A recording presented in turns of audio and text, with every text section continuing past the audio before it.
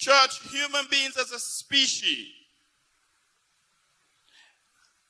after many years of wranglings and debates and research, observations and investigations, human beings as a majority have concluded that the universe of which we are a part,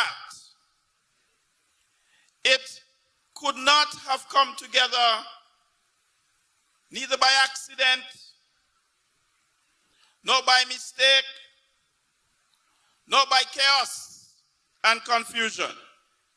The world is so well put together, it had to be made, it had to be designed, it has a maker, it has someone who puts the stars in place, who puts everything in place, who has got you and I also here.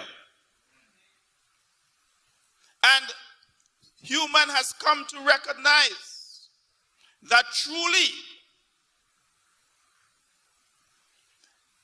we are of a higher order than everything else, higher than the animals. And in fact, that is no secret to us, because as early as in Genesis chapter 3, we see that we have been given a cool relationship with Christ, where in the cool of the day, he came down to fellowship and to be with his early creation. And from early o'clock, we recognize that God's creation, human beings, he has created us in such a way that we are superior to all other creation on earth. We have the ability to reason and analyze, which animals don't have. And we have a desire to worship. That is very critical about human beings. Human beings, we've always been looking up, because I said we have a special appreciation for the awesomeness of the universe. And we recognize that there's a higher power doing all of this. And we seek to worship that higher power. People have tried all kinds of things. Some have made their own determination, and they have put their faith and their trust in elements of nature. Some have even put their trust in images that they have created. But there's yet another group who have known and who have met the true and living God, who understands that it is he who has made us and not we ourselves. There are yet another group of persons who understand that it took a particular miracle to hang the world in place. There is a group of persons who understand that we are here not by mistake, but we are here to give God the praise, the honor, and the glory.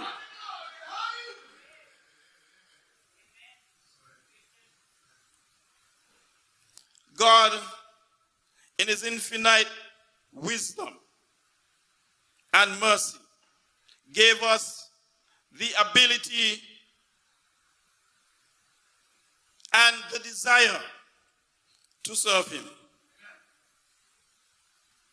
And so, as Christians, I want to remind us this evening that our sole and most important function in life is to ensure that our lives are pleasing unto God.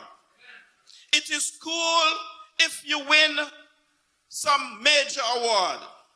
It is okay if you're recognized for who you are. It is good if undying people could immortalize you by building statues, by writing about you, and whatever. All of that is good. But most importantly, we have to understand that what counts, what matters, is not only what takes place in life here, but how we account for eternity.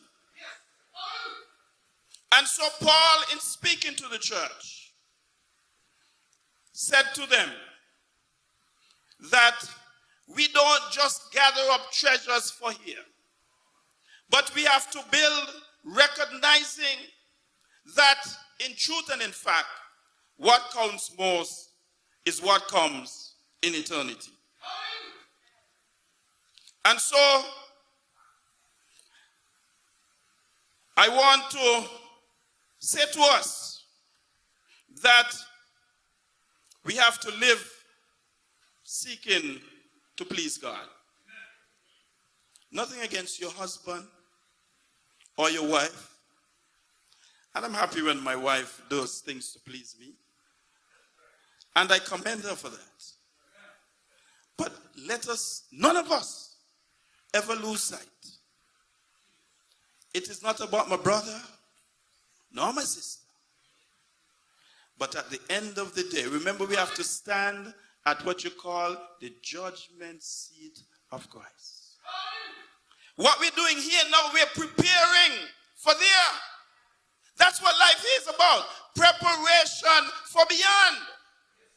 And so, when he calls our name, will he be able to say, or will he be able to look and say, as Paul said, that we have fought a good fight? We need a report that says we've kept the faith. We need a report that accounts that we can truly know that there is a crown set aside for us because we delivered God's word. That's the most important thing about our existence. And as Christians, we need to be reminded, because sometimes we live as if this place is our home. Sometimes we live as if the thing that matters most is what happens here.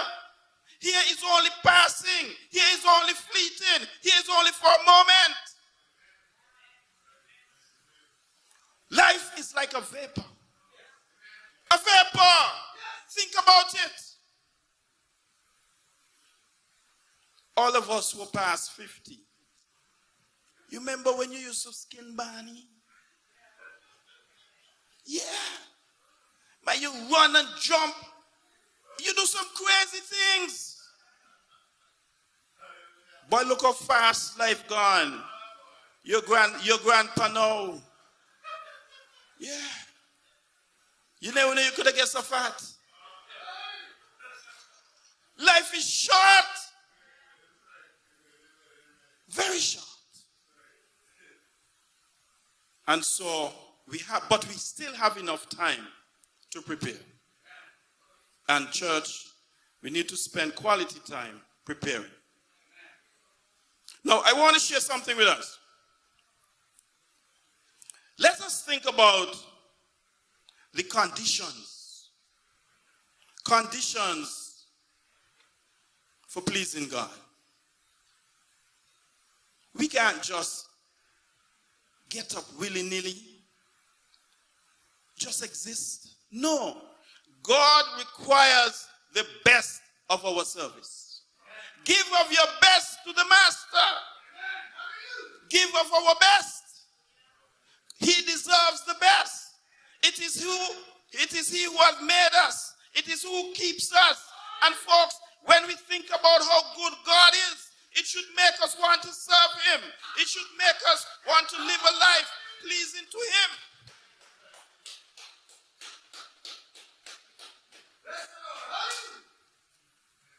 for anybody, wherever you are, for anyone to please God, first thing, that person have to commit their lives over to God. So no matter, sometimes we talk to people and they have all kind of good things to say about God. They say they're praising God, but they're still holding on to their sins. Just remind them that if we really want to be blessing, if we really want to please God, if we want to live in the center of his will, first thing, we have to commit our lives entirely, totally, unreservedly to the master's business. The flesh, the sin, it cannot please God. Not at all. Because all of our righteousness comes for nothing. The Bible describes it as filthy rags. Couldn't get worse. Couldn't be less. And so, we as Christians, we're glad that we've taken the first step to show that we understand and we recognize who our Maker is, who our Creator is, and that this we want to live and reign. But church, it's okay to be saved, but he has so much work for us to do. If we really want to please God, we have to let him have his way in our life. We have to let him have his way in our lives. Sometimes we just want to do what we're comfortable doing. Sometimes you're called upon to do something. You may be called upon to sing. You know you can't sing. But God didn't call you for the melody. He may have called you for the message. Because you don't have to sing sweet to present a message to someone. Remember, you don't have to be qualified. Some people, they don't want to bring a message because they know that their English is poor. But there are a lot of people in the audience who understand poor English. Oh yes. You don't have to be qualified. When you come forward, God will make you qualified. Oh yes, because he knows exactly who he have you there to reach. Maybe it's broken English. Somebody down there need to understand. So we don't have to worry, oh, I'm shy. Hey, if God asks you to do it, he will give you the courage to come forward and do it. We just have to be willing. Sometimes we don't understand it. Suppose we always had to wait to understand it. Huh? Suppose Abraham. What if Abraham had to wait to understand it all before he moved from the Ur of the Chaldees? He was going to a strange land. I mean, all of us are hesitant about strange land. For those of you, a lot of parents, when the children have to go to university and so on, in a strange land, they hem and they hoy. You're concerned. Some parents, well-to-do parents, maybe like Sister Lizzie, they would go with their children. Go with them to New York and see them settling. Because it's a strange land. The culture is different. Abraham didn't have that privilege. But he trusted God. Now, he traveled almost 700 miles. And in fact, the actual journey that he covered was much more than that. Because 700 miles is almost like in a straight line in modern day travel. But here we have to go from country to country. It was almost 2,000. But, hey, if he didn't go, what would have happened? How would he have become the father of many nations? And so that we today could be grafted in to the Commonwealth of Israel. God spoke and he responded. Church, if God is speaking to us, let us not be hesitant. The harvest truly is plenteous. Are we not sure? But we just might be the one. You might be saying, well, send him, send her. God has chosen you. He has chosen you. And it's time that we please him. It's It's time that we recognize him for who he is and do what he wants us to do. You know, it's fine. Abraham's story is a great story. And perhaps we don't mind being listed in a story like that, where it becomes a great nation, where it becomes recorded in history as wonderful.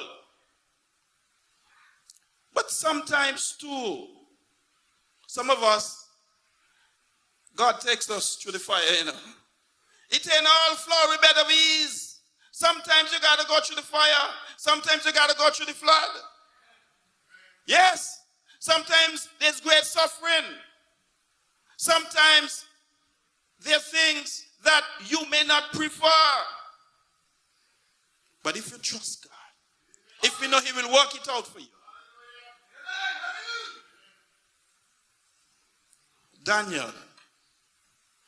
Daniel had a decision to make. Daniel prayed, Daniel trusted God, and then he had his challenges. He said, Daniel, you got to stop this praying, you know. You got to done with this praying here. We don't pray to God here. Well, I believe most of us would have gone in our closet if we continue to pray. But we wonder what kind of man Daniel was. The man threw back his window. Eh? So now there's no doubt about what he's doing. Hey, church, when we have confidence in our God, when we know whom we believe in, when we trust him, then we can go through the fire, we can go through the flood. We know he will bring us out. And even if he cannot to bring us out, we know that we have a reward in heaven.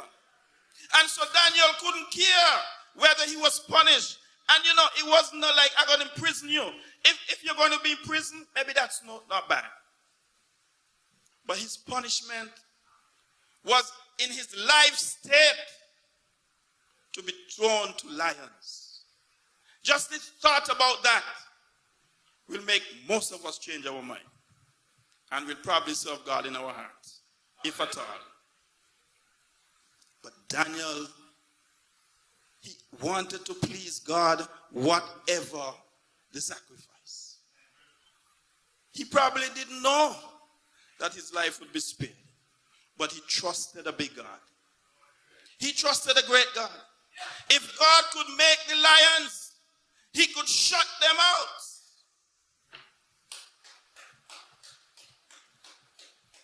And Daniel, he did whatever he had to do to please God.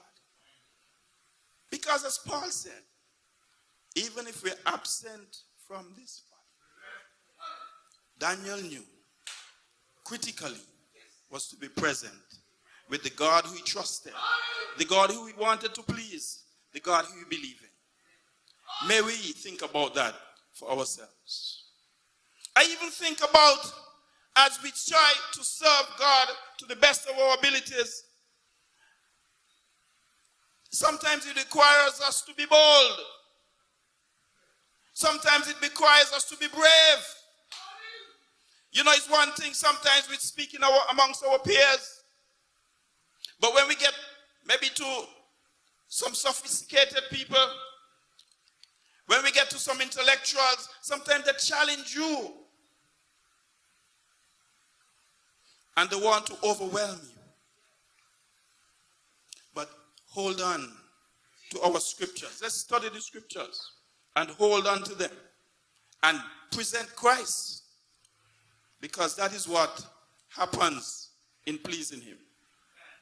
I'm reminded, church, of so many persons in the Bible who carried the message. But I particularly on this occasion, I particularly like the woman at the well. Yes, you know why? She wasn't a student of the Bible like Peter and the other disciples. Peter could get up and preach boldly on the day of Pentecost, being particularly empowered and being a student of Jesus Christ. But this woman, she had no character. This woman had no standing in society. you hardly would want to listen to her. But let me tell you something. When she met that man, Christ Jesus, she knew she was a transformed woman. She became someone who could carry the gospel. You could say what you want about her. You could remember her past. You could bring it up. It didn't matter to her. She became an evangelist, and she ran through the city, preaching the word, introducing Christ fearlessly, pleasing God. That's what I'm talking about. Shows how good he's been to us. Yeah. With my many sins, God has spared my life and given me another opportunity. I have to be glad. I must understand how good God is to me. Dangers seen and unseen. Sometimes we go to places and things happen to all kind of people. People get shot. People get kidnapped. People get killed. And he has kept his provision over us for whatever reason that we would serve him. May we live a life pleasing to him. Very quickly,